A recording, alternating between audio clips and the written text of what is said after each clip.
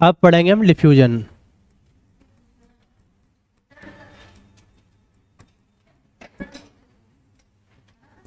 मतलब normal topic है, water potential वो पढ़ रहे हैं है ना। तो उसको समझने से पहले ये कुछ टर्म्स हैं, उनको समझना जरूरी है। तो पहला क्या पढ़ने जा रहे हैं हम? डिफ्यूजन। डिफ्यूजन आप जानते हो ना, पहले ही हम सेल बायोलॉजी में पढ़ चुके हैं ना, इसको हम विसरण भी बोलते हैं, बताया क्या? नहीं पता ना, अब पता कर लो है ना। डिफ्यूजन को क्या बोला जाता है? विसरण बोला जाता है। तो डिफ्यूजन में कुछ खास नहीं है, इसमें क्या होता है, कोई भी मॉलिक्यूल जो होता है वो अपनी high concentration to low concentration की ओर जाता है, उसी को हम क्या बोलते हैं? डिफ्यूजन बोलते हैं। बस ये डिफ्यूजन हो गया।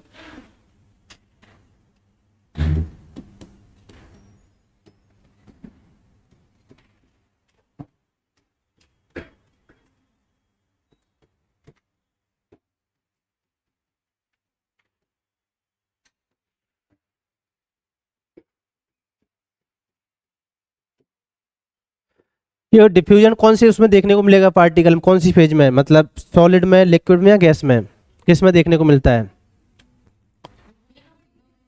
तो तीनों में देखने को मिल सकता है ना।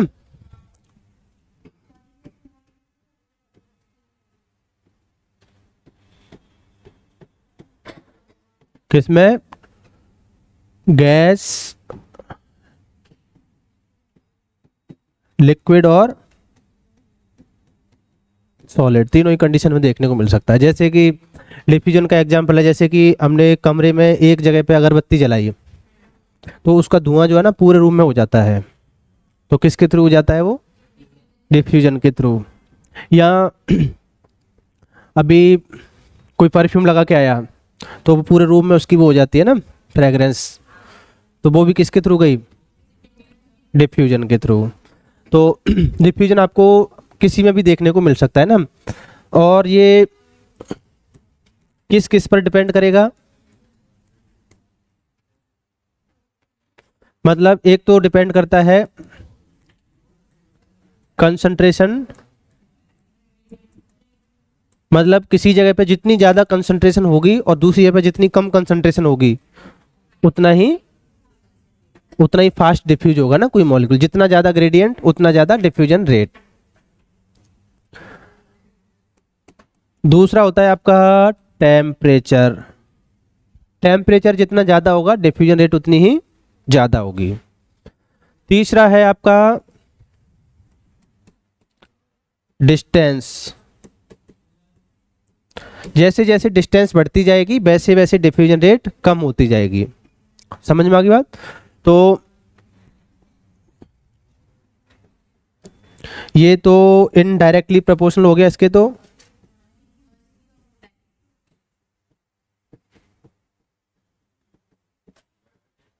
ये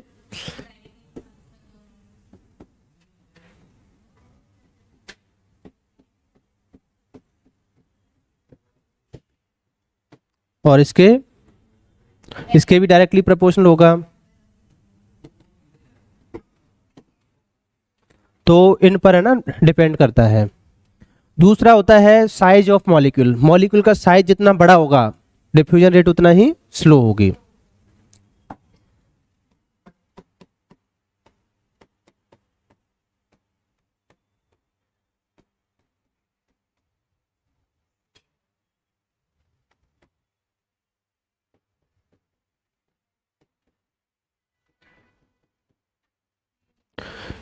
अरे ये इनडायरेक्टली लिख दिया, इनवर्सली होगा ना।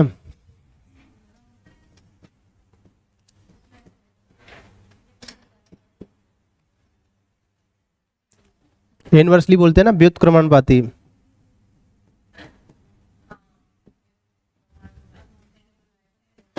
और इनडायरेक्टली प्रोपोर्शनल का मतलब क्या होता है?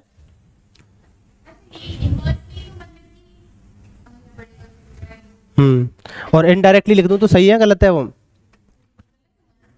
इनडायरेक्ट का मतलब क्या है फिर? इनवर्स और इनडायरेक्ट का मतलब सेम है?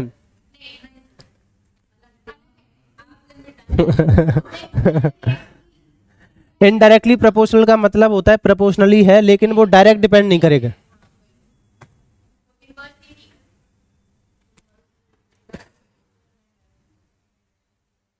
चलो ये तो हो गया डिफ्यूजन, है ना। अब इसके बाद में देखते हैं ऑस्मोसिस। क्या बोल रहे हो? हाँ, डायरेक्ट डिपेंड होता है, जितनी ज़्यादा कंसंट्रेशन बढ़ती जाएगी उतनी ज़्यादा डिफ्यूजन रेट बढ़ती जाएगी। अब इसमें भी फिर सिंपल डिफ्यूजन होता है और फैसिलिटेटेड डिफ्यूजन होता है। जब आप वो पढ़ोगे तो फिर कुछ अलग केस निकल के आएगा ना। जैसे जो सिंपल डिफ्यूजन होता है उसमें तो डायरेक्टली प्रोपोर्शनल होता है, और जो फैसिलिटेटेड डिफ्यूजन होता है उसमें शुरुआत में तो प्रोपोर्शनल होगा, लेकिन लास्ट में आके सैचुरेशन आ जाता है। फिर आग ज़्यादा कंसंट्रेशन ग्रेडियंट बढ़ाओगे तब भी डिफ्यूजन रेट नहीं बढ़ेगी फैसिलिटेटेड वाले में ना। तो ये सेल बायोलॉजी का पार्ट हो गया, वो तो हमने यहाँ पढ़ ही लिया। सिंपल डिफ्यूजन जो होता है उसमें तो ग्राफ ऐसा देखने को मिलता है ना, ये तो होगी डिफ्यूजन रेट और ये हो गया डेल्टा सी। लेकिन ये कौन सा डिफ्यूजन है? सिंपल। अगर ये फैसिलिटेट होगा तो ऐसा मिलेगा ना। अब यहां से आगे देखो, आप कंसंट्रेशन बढ़ाते जा रहे हो लेकिन डिफ्यूजन नहीं बढ़ रहा, तो वो सेल बायोलॉजी का टॉपिक हो गया ना वहां से आगे। तो अब हम क्या पढ़ेंगे यहां से आगे? ऑस्मोसिस।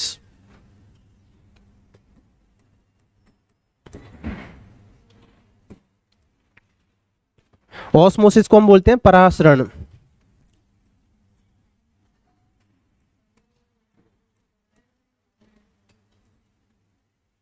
ये हो गया परासरण, है ना। देखो ऑस्मोसिस एक्चुअल में होता क्या है, पहले ये समझो।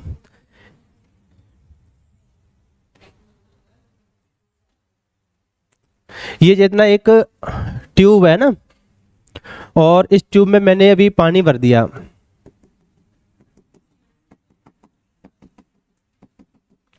यहां तक पानी भरा हुआ है इसमें। ये इसके साथ में मैंने कोई दूसरी ट्यूब अटैच कर दी, इसमें भी अभी यहां तक ही पानी भरा हुआ है।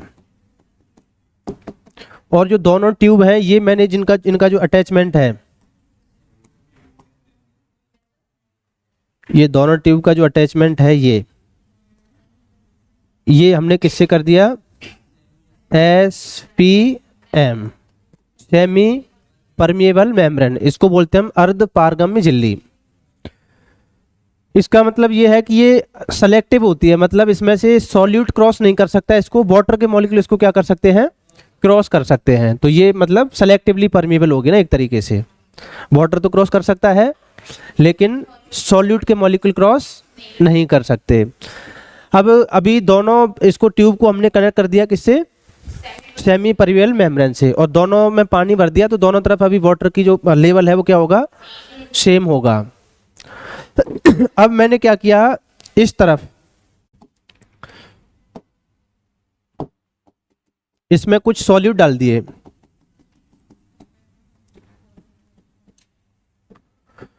सॉल्यूट का मतलब है आप चीनी डाल सकते हो, नमक डाल सकते हो, मतलब कुछ सॉल्ट वगैरह डाल दिया।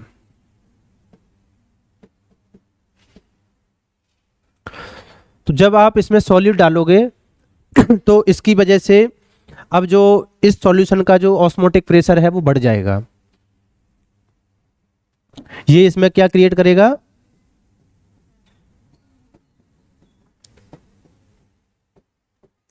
तो ऑस्मोटिक प्रेशर जो है किसकी वजह से होता है? सॉल्यूट की वजह से होता है ना। इसको हम पाई से लिखते हैं ना, इसको पाई से डिनोट किया जाता है। अब जहां भी सॉल्यूट रहेंगे वहां पे वाटर की टेंडेंसी होगी उधर मूव करने की। मतलब एक्चुअल में क्या होता है, यहाँ पर जो अभी सॉल्यूट मिलाया है तो इधर इसके रेस्पेक्ट में इधर वाटर का जो लेवल है वो कम हो गया, वाटर के मॉलिक्यूल, क्योंकि इसमें सॉल्यूट मिला दिया आपने। तो जब इसमें वाटर का जो पोटेंशियल है कम हो जाएगा, मतलब जब भी आप सॉल्यूट मिलाओगे तो वाटर का पोटेंशियल क्या हो जाएगा? कम हो जाएगा। तो अब इधर वाटर का पोटेंशियल ज़्यादा हो जाएगा रेफरेंस में, तो अब वाटर जो है इधर से इधर क्या करेगा? मूव करेगा। लेकिन लेवल पहले ही दोनों का क्या था? सेम था, है ना। वाटर लेवल दोनों का, वाटर लेवल सेम होने के बावजूद भी इधर से पानी अब इधर जाएगा।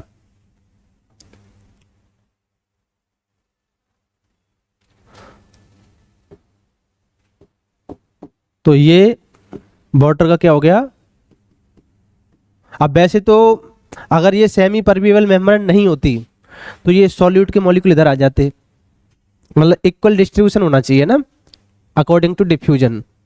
ये ऑस्मोसिस भी एक अगर डिफ्यूजन नहीं है, अगर आप इसको है ना इंटरनली देखो तो मतलब ये हो क्यों रहा है, क्योंकि ये दोनों तरफ वाटर की जो कंसंट्रेशन है उसको बराबर करना चाहता है। तो अब सॉल्यूट इधर आता वैसे है ना नॉर्मल, अगर ये सेमी परमिएबल नहीं होती तो मतलब यहाँ पे आप कुछ मेम्ब्रेन मत लगाओ, इस मेम्ब्रेन को हटा दो अभी, तो क्या होगा इधर से सॉल्यूट भी इधर आ जाएगा। लेकिन आपने यहाँ पे मेम्ब्रेन लगा दी तो अब सॉल्यूट तो इधर आ नहीं सकता, लेकिन फिर भी आपको कंसंट्रेशन बराबर करनी है दोनों तरफ, तो अब वाटर उधर जाएगा, तो ये दोनों तरफ की कंसंट्रेशन को बराबर करने की कोशिश करेगा। तो ऑस्मोसिस में क्या होगा, वाटर का मॉलिक्यूल सेमी परमिएबल मेम्ब्रेन को मूव करके जाएगा अपनी हाई कंसंट्रेशन से अपनी लो कंसंट्रेशन की ओर, लेकिन सॉल्यूशन की कंसंट्रेशन उधर ज़्यादा होगी। मतलब अगर सॉल्यूशन के रेफरेंस में हम डेफिनेशन दें तब तो वाटर मूव करता है हाई सॉल्यूशन कंसंट्रेशन वो low solution concentration to high solution concentration. इधर सॉल्यूशन जो है इसकी हाई कंसंट्रेशन होगी और पानी लो टू हाई कंसंट्रेशन की ओर जा रहा है, लेकिन वाटर की कंसंट्रेशन कम है इधर। तो वाटर की रेफरेंस में बात करेंगे तब तो क्या डेफिनेशन होगी, water move from its high concentration to low concentration. तो ये तो एक तरह से डिफ्यूजन ही है, अपनी ज्यादा से अपनी कम की ओर जा रहा है, लेकिन सॉल्यूशन की कम कंसंट्रेशन से सॉल्यूशन की हाई कंसंट्रेशन की ओर मूव करता है ना, दोनों में थोड़ा सा ना डिफरेंस है।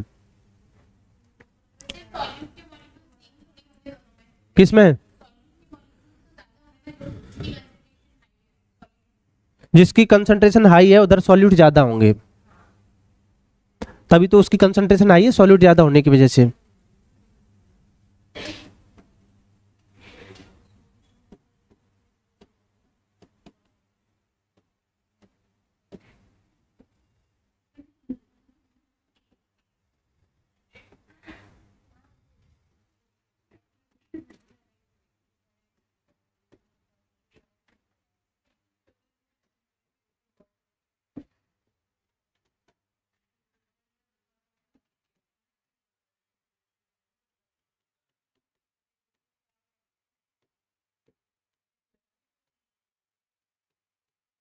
समझ में आया इस लाइन का मतलब। ऑस्मोसिस में क्या होगा, in osmosis water molecule move across SPM from its high to lower concentration. ये तो वाटर के रेफरेंस में है, लेकिन हम इसे सॉल्यूशन के रेफरेंस में देखेंगे तो water molecule move across SPM from lower concentration of solution to higher concentration of solution. तो सॉल्यूशन के केस में लोअर टू हायर।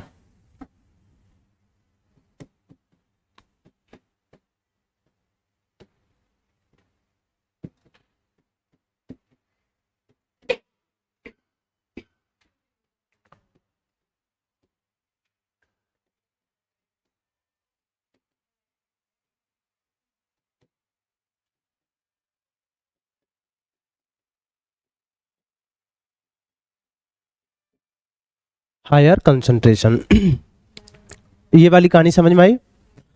अच्छा, अब इस डायग्राम को इधर बना लेते हैं हम। तो इसमें हमने क्या डाल दिया था, एसपीएम लगा दी, ये तो एसपीएम हो गई, ये पानी भरा हुआ है दोनों साइड में,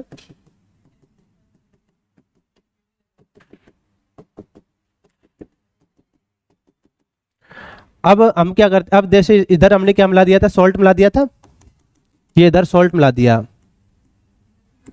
अब सॉल्ट मिलाने के बाद में टेंडेंसी होगी वाटर की इधर से इधर मूव करने की, वाटर इधर मूव करके जा रहा है, लेकिन हम क्या करते हैं, ये इसके ऊपर एक ऐसे पिस्टन लगा देते हैं।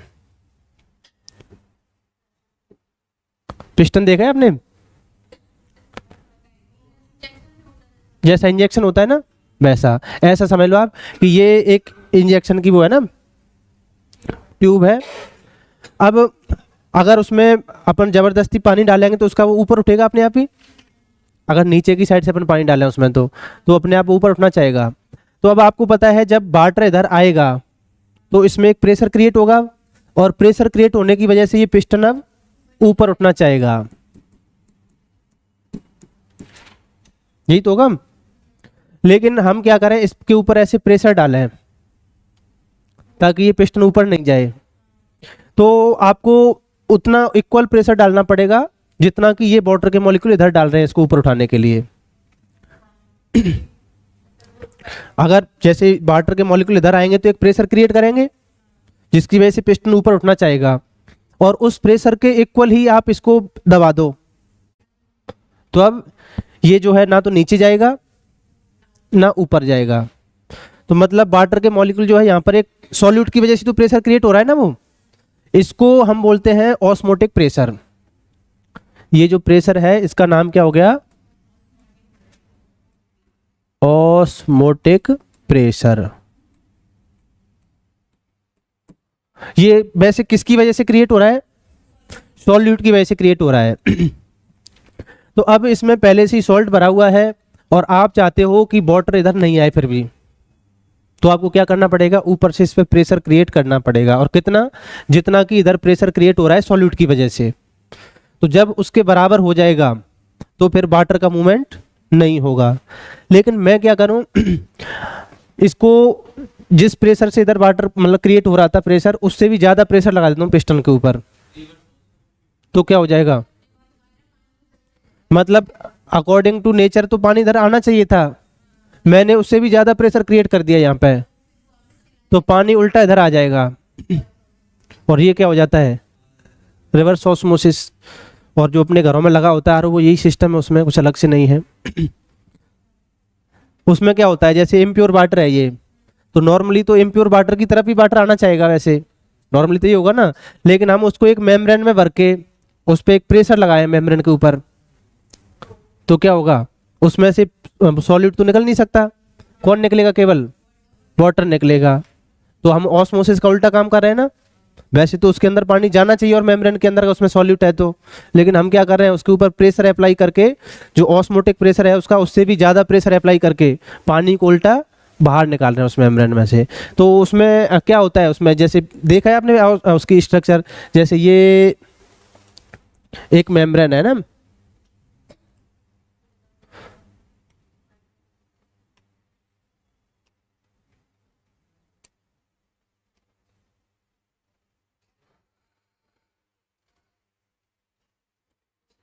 देखो ऐसी स्ट्रक्चर होती है इसकी।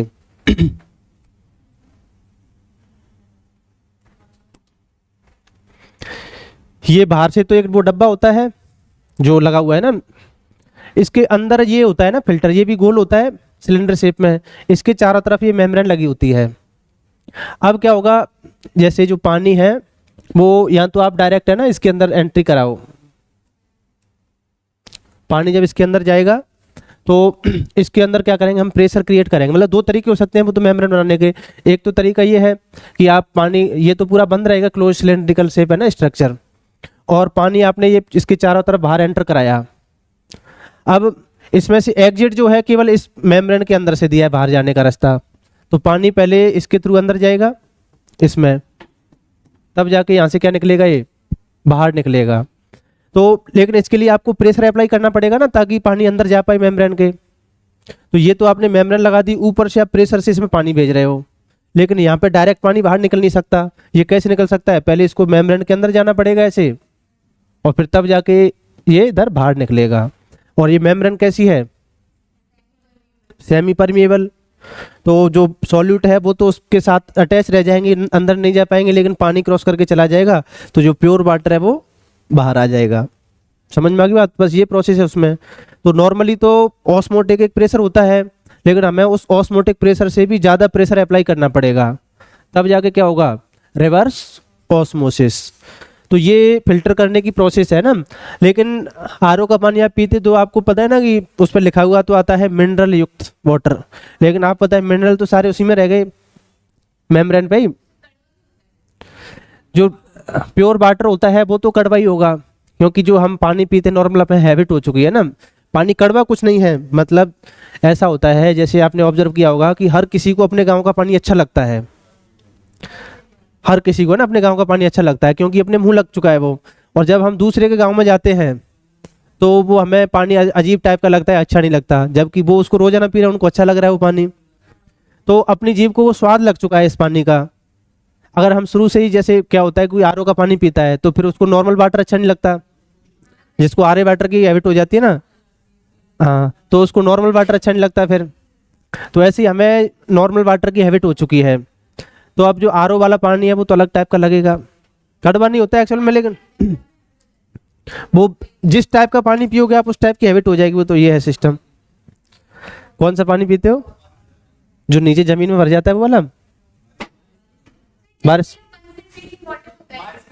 जो टांके में इकट्ठा कर लेते हो आप? डिस्टिल और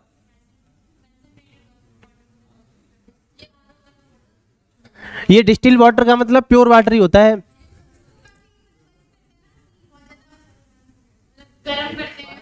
मतलब डिस्टिल वाटर का मतलब प्योर वाटर।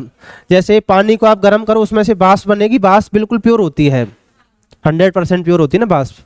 तो वो फिर उसके बाद में जो बाष्प है उसको ठंडा कर लो, वो पानी बन जाएगा, और वो वाटर जो है वो डिस्टिल वाटर है। आश्रित जल बोलते हैं उसको, है ना। ये पढ़ा होगा ना। आशुद्ध जल भी शुद्ध पानी को बोलते हैं। आश्रित, उस प्रोसेस को हम बोलते हैं आसवन विधि, जिसके द्वारा है ना इसको प्योर किया जाता है। क्या? फिटकरी से तो जो मिनरल्स वगैरह होते हैं वो सेडिमेंट हो जाते हैं नीचे। तो रिवर्स ऑस्मोसिस समझ में आ गया आपको?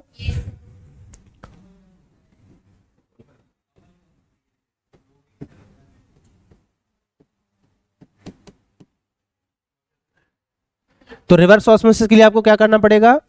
इस पिस्टन के ऊपर प्रेशर अप्लाई करो, जिसकी वजह से पानी अब इधर मूव करेगा, तो ये हो जाएगा आर ओ। ये होता है रिवर्स ऑस्मोसिस।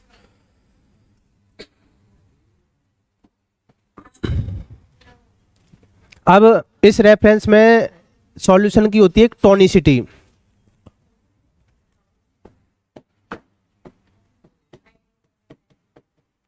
पढ़ाई वर्ड टोनिसिटी। टोनिसिटी में क्या होता है, ये किसी एक सिंगल सॉल्यूशन की नहीं होती, ये दो सॉल्यूशन के कंपैरिजन किया जाता है ना, रेफरेंस में होती है। जैसे इस बेसिस पे मान लो कोई है हाइपर टॉनिक सॉल्यूशन, तो कोई सिंगल सॉल्यूशन नहीं हो सकता ना हाइपरटोनिक, मतलब कोई दो सॉल्यूशन का क्या करवाएगा आपको, कंपैरिजन करवाएगा। तो उनमें से कोई एक हाइपरटोनिक होगा तो दूसरा कैसा होगा, हाइपोटोनिक होगा। तो इसके लिए हमने क्या किया, जैसे ये एक सेल है और इसको हमने इस बीकर में डाल दिया, तो सेल की कुछ ना कुछ ऑस्मोलरिटी होगी।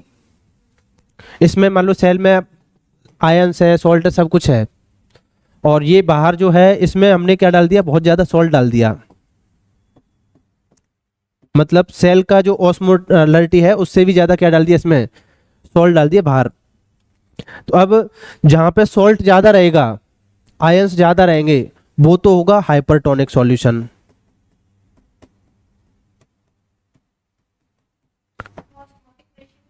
हाँ, ऑस्मोटिक प्रेशर ज्यादा होगा। और जिसमें सॉल्ट कंसंट्रेशन, आयन कंसंट्रेशन कम रहेगी, वो कैसा सॉल्यूशन होगा, हाइपोटोनिक। तो वाटर की टेंडेंसी क्या होती है, जहां पर आयंस ज्यादा होंगे, सॉल्ट ज्यादा होगा, उधर जाने की होती है। ऑस्मोसिस यही तो है। तो अब वाटर किधर से किधर जाएगा, किधर सॉल्ट ज्यादा है, हाइपरटोनिक में ज्यादा है, तो वाटर जो है वो बाहर आएगा ना सेल से निकल के इसमें बीकर में। तो जो सेल है रिजल्ट कैसा होगा इसका, फ्लेक्सिड हो जाएगी, मतलब सिकुड़ जाएगी, सेल श्रिंक हो जाएगी। तो रिजल्ट क्या होगा इसका, सेल श्रिंक हो जाएगी।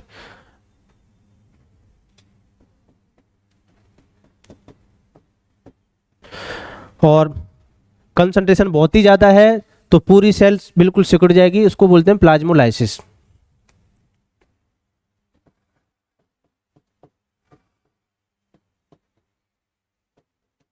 फिर क्या हो जाएगा, प्लाज्मोलाइसिस हो जाएगा। इसको हम बोलते हैं जीव द्रव्य कुंचन। पढ़ा था कभी जीव द्रव्य कुंचन? हाँ, तो ये होता है प्लाज्मोलाइसिस। अगर हम इसका उल्टा करें,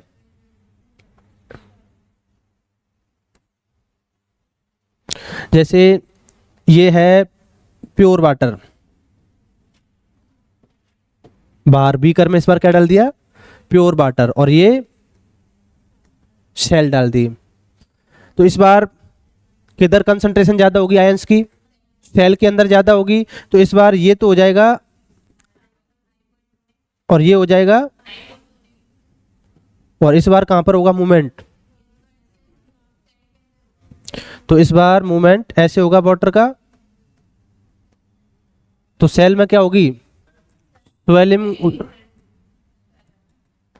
और उसकी वजह से जो सेल की जो टर्जिडिटी है वो बढ़ जाएगी। एक दिन ऐसा हो जाएगा कि पेट फट जाएगा इसका।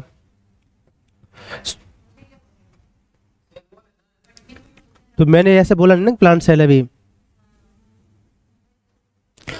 अगर एनिमल सेल हुई तो अब तो ये ब्लास्ट हो जाएगी, और प्लांट सेल हुई तो उसके चारों तरफ सेल वॉल होती है जो उसको बचा लेगी। तो ये एनिमल सेल हुई तब तो क्या हो जाएगा?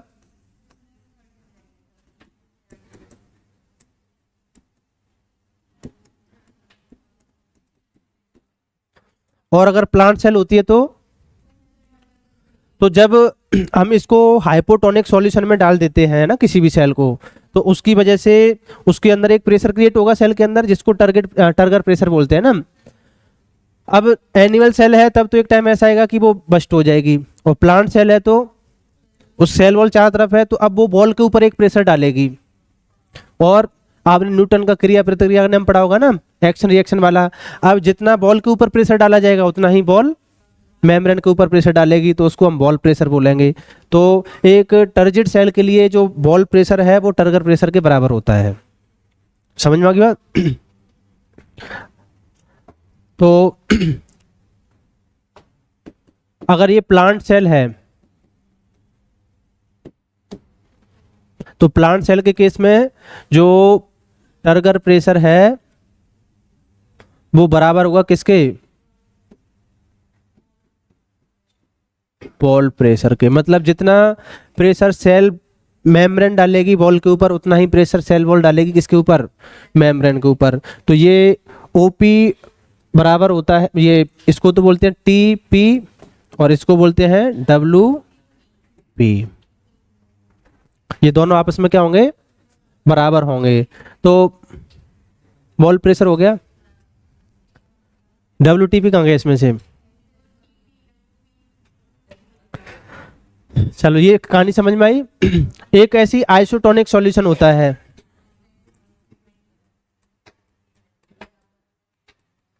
हाँ आइसोटोनिक में क्या होगा? दोनों का बराबर होगा। जैसे कि मान लो ये एक बीकर है और ये मैंने डाल दिया इसमें RBC, तो RBC डाल दी इसमें ना। तो ऐसा क्या डाला जाए इसमें जिससे कि वाटर का फ्लो ना तो RBC के अंदर हो ना RBC से बाहर हो? वो तभी हो सकता है जब सॉल्यूशन आइसोटोनिक हो, दोनों तरफ बराबर कंसंट्रेशन हो। तो उसके लिए तब बना पाओगे जब आपको RBC की ऑस्मोलरिटी पता हो कितनी होती है।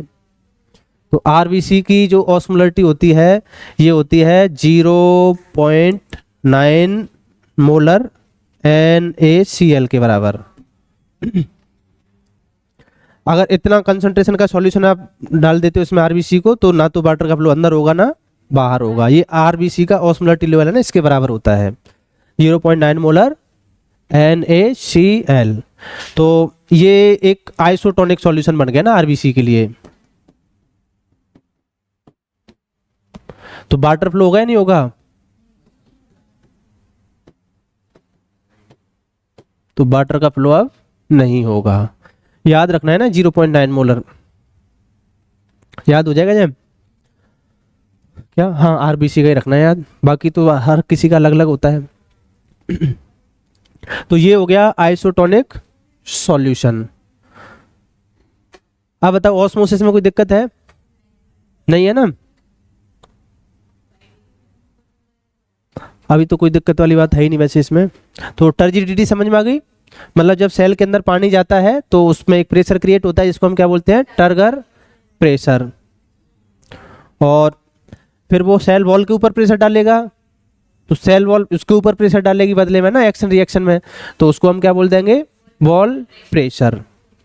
तो अभी तक अपने सामने एक ऑस्मोटिक प्रेशर आ गया, एक टर्गर आ गया और एक वॉल प्रेशर आ गया। तो जैसे आप एग्जाम्पल पढ़ते थे ना 11th-12th में आते थे, जैसे कि जो किशमिश आती है ना उसको अपन पानी में गलाते हैं तो फूल जाती है। तो क्यों फूल जाती है, क्योंकि उसके अंदर वो ज़्यादा है पहले से है ना चीनी वगैरह, तो पानी उसके अंदर जाएगा तो वो फूल जाएगी। और उसी फूली हुई किशमिश को आप अगर चाशनी में डाल दो तो सिकुड़ जाएगी, क्योंकि चाशनी में चीनी ज़्यादा है तो पानी बाहर आ जाएगा उससे। तो ये तो है ना हमने 11th-12th में पढ़ी थी ना सारी बातें। अब हाँ, एक टॉपिक आता है वाटर पोटेंशियल, इसमें ना वाटर पोटेंशियल किस किस पे डिपेंड करता है।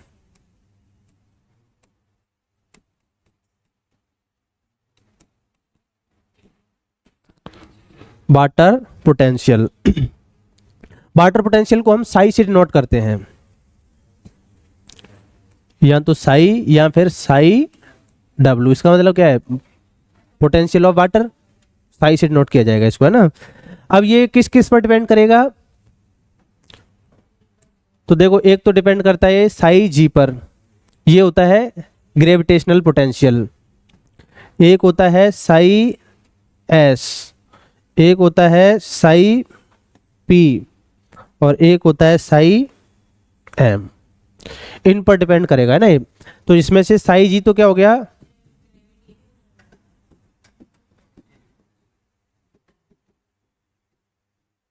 Gravitational potential. साई एस क्या हो जाएगा,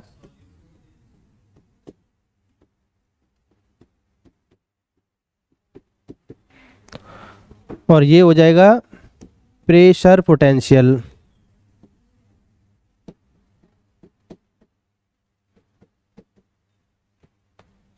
और ये हो जाएगा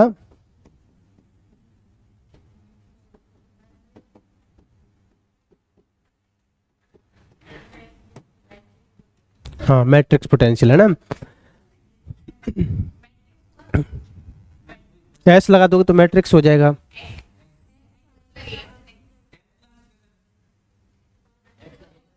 अच्छा ये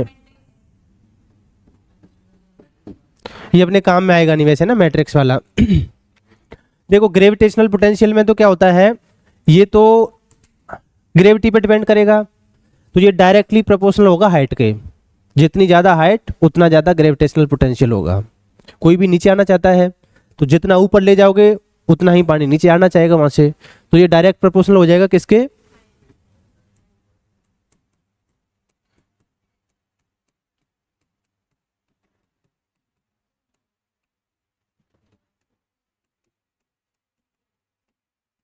हाइट के क्या होगा ये।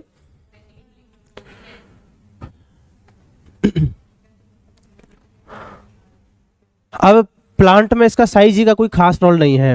रोल क्यों नहीं है, क्योंकि प्लांट में जब ऑस्मोसिस होता है या डिफ्यूजन होता है तो उसमें जैसे दो सेल है ना, जैसे इस सेल से इस सेल के पास में वाटर जा रहा है तो दोनों बिल्कुल नियरेस्ट सेल हैं, तो ग्रेविटी का कोई खास फर्क नहीं पड़ने वाला है, क्योंकि इसके लिए फॉर्मूला होता है वैसे रो जी एच, ये फॉर्मूला होता है ना इसके लिए। तो अब ये रो और ये जी तो सबके लिए कॉमन ही है। अब बात करते हैं हाइट की, तो ये सेल अगर बगल बगल है तब तो हाइट सेम ही है, और अगर एक सेल दूसरी सेल के ऊपर भी है तो भी एच कितना होगा, सेल का साइज ही माइक्रोमीटर में है, कोई खास फर्क नहीं पड़ने वाला ना। तो इसका साइज जी का सेल के मूवमेंट में कोई खास फर्क नहीं पड़ता है ना इसका ऑस्मोसिस में, क्योंकि दो सेल नियरेस्ट होती हैं बिल्कुल, और नियरेस्ट हैं तो दोनों के लिए एच क्या होगा, सेम ही होगा। अगर ऊपर नीचे भी हैं तब भी माइक्रोमीटर में सेल का साइज तो इसका कोई खास फर्क पड़ने वाला नहीं है। तो इसलिए हम इस इसको साई जी को कैलकुलेशन में नहीं लेते हैं। समझ में आ गई बात। तो ये हमारे लिए क्या हो गया, नेग्लिजिबल हो गया, है ना। सेल के रेफरेंस में जब आप पानी को ऊपर टंकी में चढ़ा रहे हो तब कंसिडरेशन करोगे ना इसको, लेकिन सेल के रेफरेंस में इसका कोई इंपॉर्टेंस नहीं है, नेग्लिजिबल हो गया। सॉल्यूट पोटेंशियल किसकी वजह से होगा?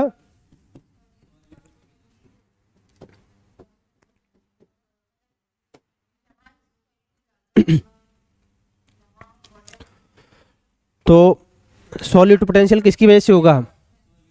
सॉल्यूट की वजह से होगा। और सॉल्यूट की वजह से बढ़ेगा या घटेगा?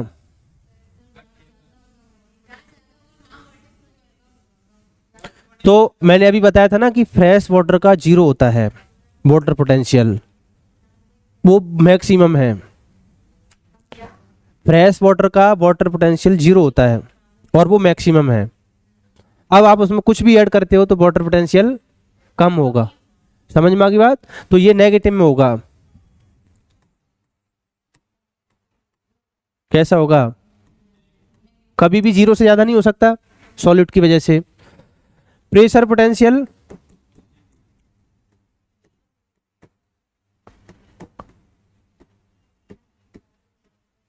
प्रेशर की वजह से होगा ये। जैसे कोई मेम्ब्रेन है, उसके ऊपर आप प्रेशर अप्लाई करते हो तो उसकी वजह से एक पॉजिटिव प्रेशर क्रिएट होगा। देखो, कोई अपने से दूर भेजना चाहता है किसी को, वो पॉजिटिव प्रेशर है। कोई अपनी तरफ खींचना चाहता है, वो नेगेटिव प्रेशर है। समझ में आ गई बात? जैसे एक टर्जिड सेल है, तो टर्जिड सेल में पॉजिटिव प्रेशर होगा या नेगेटिव प्रेशर होगा? हाँ, टर्जिड सेल फूली हुई है पहले से ही, अब वो पानी को खींचना चाहेगी या दूर भेजना चाहेगी? तो एक पॉजिटिव प्रेशर है। एक फ्लैक्सिड सेल है, अब वो पानी को अपने पास बुलाना चाहती है, तो वो नेगेटिव प्रेशर है। समझ में आ गई बात? तो सॉल्यूट तो पानी को दूर भेजना चाहता है, बुलाना चाहता है। तो जहां पे सॉल्यूट रहेगा वहां पानी आना चाहता है, तो वो एक नेगेटिव प्रेशर क्रिएट करेगा। तो ये ऑलवेज कैसा रहेगा? लेकिन प्रेशर पोटेंशियल, प्रेशर की वजह से तो कोई दूर जाएगा तो वो कैसा होगा? पॉजिटिव रहेगा ये। और मैट्रिक्स पोटेंशियल क्या होता है?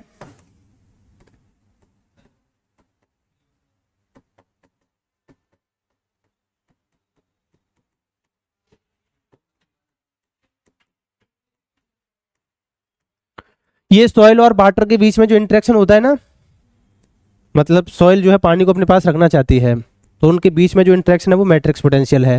लेकिन आपको पता है कि जो सॉइल के साथ में पानी बॉन्ड बना के रहता है, उस पानी को प्लांट लेता ही नहीं है। प्लांट तो केवल किसको लेता है? जो कैपिलरी वाटर होता है ना, उसको लेता है। तो प्लांट के रेफरेंस में ये भी एक नेग्लिजिबल वैल्यू हो गई। जो थिन लेयर की फॉर्म में रहता है वो तो हाइग्रोस्कोपिक वाटर होता है ना, उसको प्लांट लेता नहीं है, तो कोई मतलब ही नहीं इससे। तो प्लांट के रेफरेंस में ये भी कैसा हो गया? नेग्लिजिबल। ये भी कैसा हो गया? नेग्लिजिबल। समझ में आ गई बात? तो अब वाटर पोटेंशियल मेनली किस पे डिपेंड करेगा? बस सॉलिड पोटेंशियल पे और प्रेशर पोटेंशियल पे डिपेंड करेगा। तो कुल मिला के वैसे तो देखो,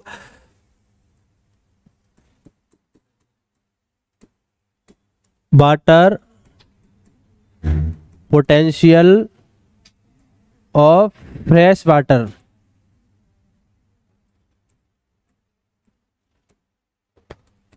is zero and maximum. Zero होता है और यही मैक्सिमम है ना, इससे ज्यादा वाटर पोटेंशियल नहीं हो सकता। वाटर पोटेंशियल जो होता है ये हमें वाटर की फ्री एनर्जी जो होती है ना, उसको बता के जाता है पर यूनिट में कितनी फ्री एनर्जी है।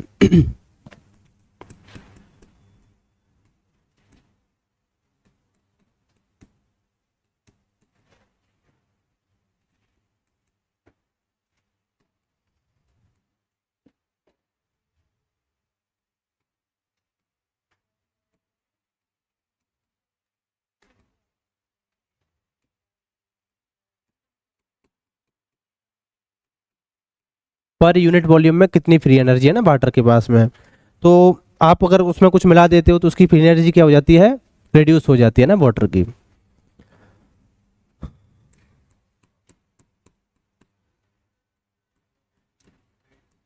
सॉल्यूट डिक्रीज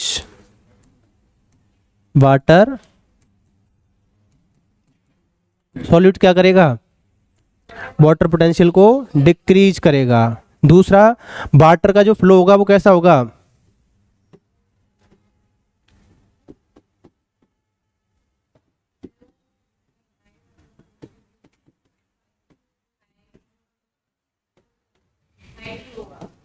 हाइट लो होगा,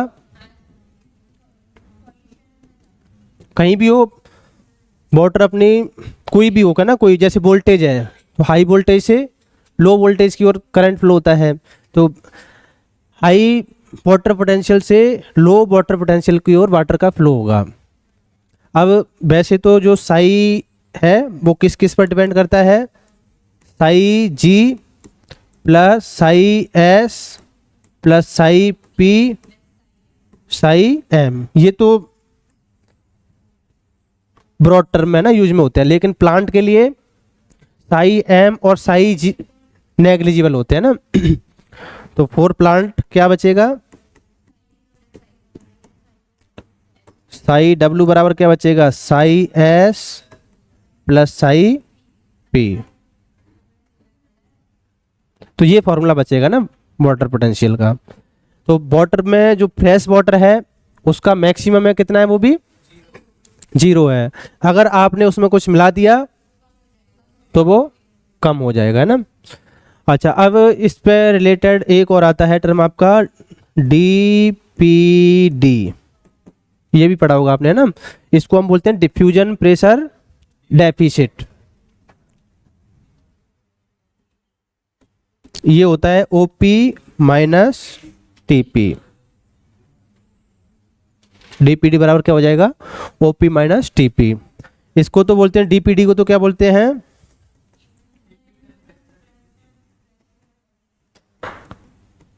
diffusion pressure deficit. OP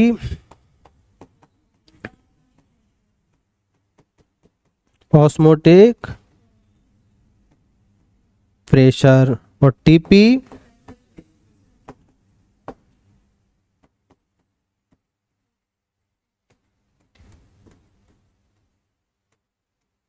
turgor pressure. DPD है क्या वैसे, इसको हम बोल सकते हैं ये किसी कोशिका की प्यास है ना, मतलब उसको कितना पानी चाहिए। हाँ, डिमांड ऑफ वाटर। तो डिमांड ऑफ वाटर जितनी ज़्यादा होगी, प्यास जितनी ज़्यादा लगेगी सेल को, उतना ही ज़्यादा पानी उसके पास आना चाहेगा। तो दो कोशिकाएं, दोनों को ही प्यास लगी है, एक ए है एक बी है, दोनों को ही प्यास लगी है, लेकिन ए को ज़्यादा प्यास लगी है तो अब पानी बी से ए के पास आएगा। भले ही दोनों को प्यास लगी है लेकिन फिर भी पानी बी से ए के पास आएगा। तो जिसकी डीपीडी ज़्यादा होगी उधर पानी मूव करेगा। तो क्या लिखेंगे इसमें, water flow from low DPD to high DPD. समझ में आ गई वाली बात। अब देखो, एक प्लांट के रेफरेंस में हम है ना वाटर पोटेंशियल की बात करें,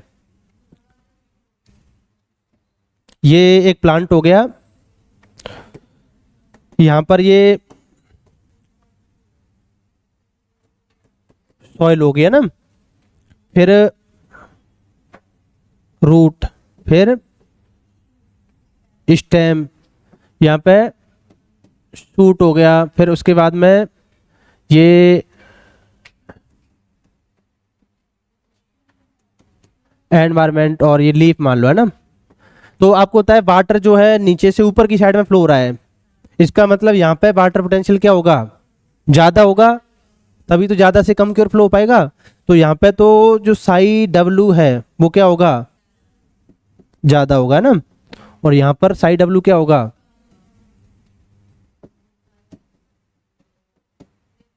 समझ में आ गई बात। तो जैसे हम लिखें, सबसे ज़्यादा किसका होगा,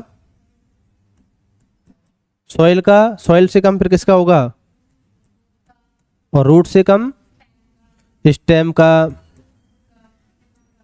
फिर जो आपका सूट, मतलब एक ही, दोनों में से कोई एक ही आएगा ना स्टेम सूट में से, फिर लीफ और फिर एनवायरमेंट।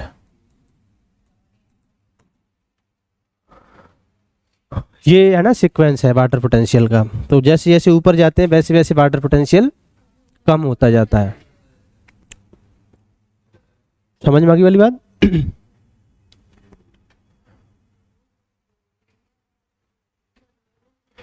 क्या? इसको लिख लो, फिर कुछ क्वेश्चन भी कराने हैं इसके, इससे रिलेटेड कुछ क्वेश्चन। ये 60 पेज का है इतना जो मैंने पढ़ाया अभी। 60 पेज का, 60 पेज का है ये मैटर।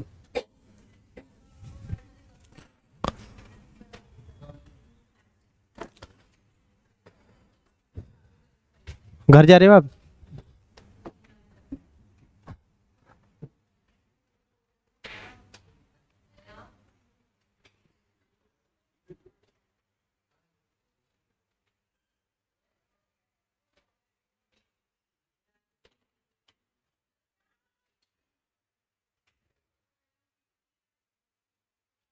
बना लिया?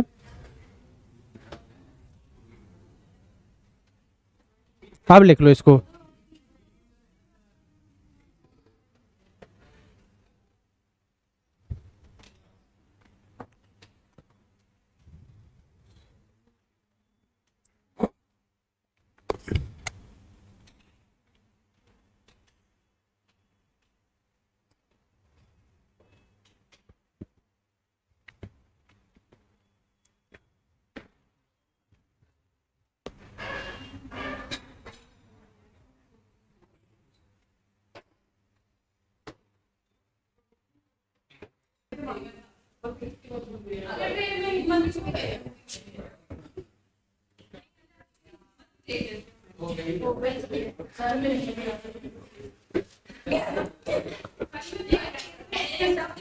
जगह छोड़ दो उतनी। 8 पेज, वो 8 लाइन।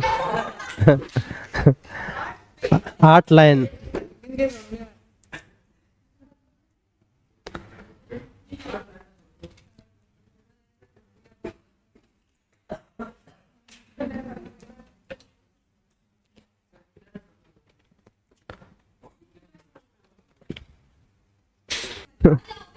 ये नहीं लिखना है आपको, है ना? ये तो सेल बायो में पढ़ा दिया था।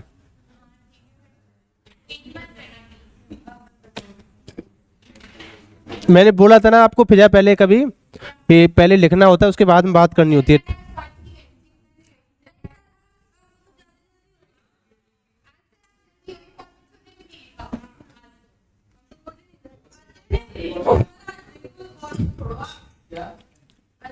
क्लास में एक मॉडल ऑर्गेनिज्म बनाएंगे ना, तो ऐसा माना जाएगा कि अगर उसने लिख लिया तो सबने लिख लिया।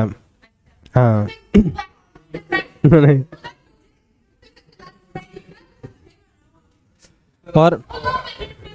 और एक मॉडल ऑर्गेनिज्म बनाएंगे, उसके लिए एक टॉपिक पढ़ाने के बाद में उससे पूछा जाएगा समझ में आ गया। अगर उसने बोल दिया आ गया तो माना जाएगा कि सबको समझ में आ गया।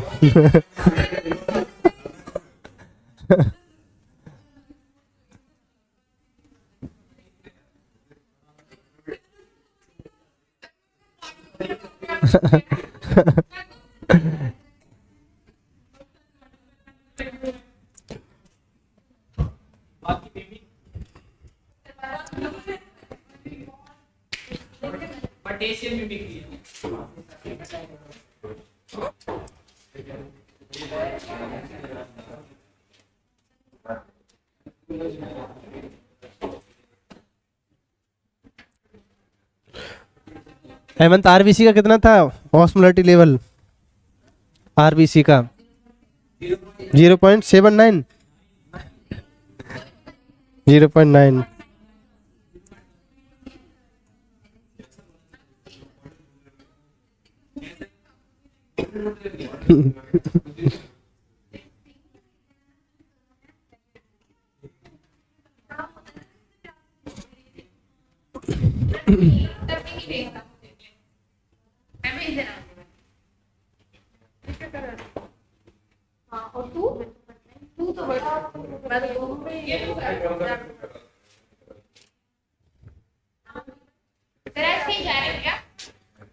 नहीं, वो आज वो एलन से एक फ्रेंड आ रहा है मेरे, तो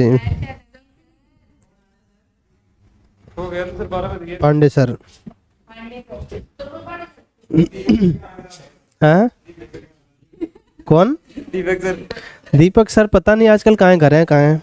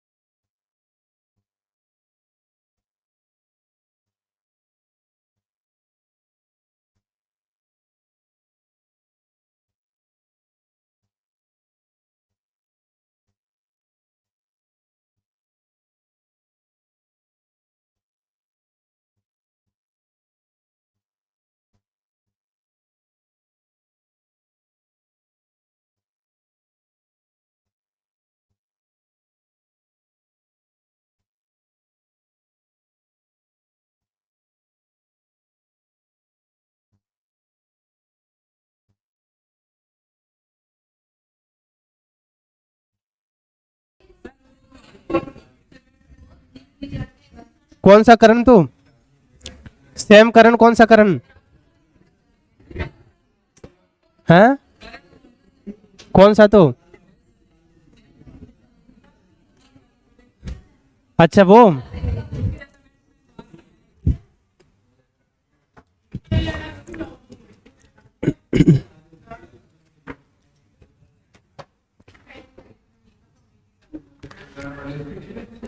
इसके बाद में थोड़ी था कुछ नहीं था, है ना। इससे आगे कल पढ़ेंगे फिर।